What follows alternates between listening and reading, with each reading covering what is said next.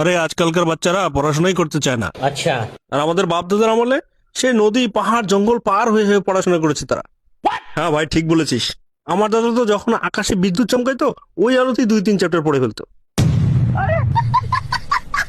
ভাই আমার দাদা তো রাতে যে বিড়ালের চোখ জ্বলতো ওই আলোতে পড়ালেখা করতো।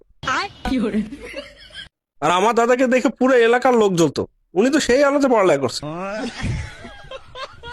ভাই বাপ দাদার কথা বাদ দে, আমরাই তো কত কষ্ট করে পড়ালেখা করছি। হ্যাঁ ভাই, আমি তো ঘড়ির লাইট দিয়ে পড়ালেখা করছি। আর ভাই আমি পাথর ঘষা দিলে যে ঝিলিক বেরোতো সেই আলোতে পড়ালেখা করছি।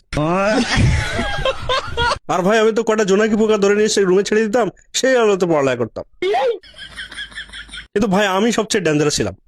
একটা বইয়ের মধ্যে আগুন লাগাই দিতাম আর ওই আলোতে 3-4টা বই পড়ে ফেলতাম।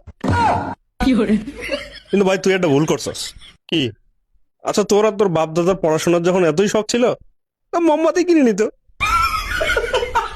আর শালা তোর আর তোর বাপ দাদার পড়াশোনার এত ঝোঁক ছিল তো দিনে পড়ালেখা করতো।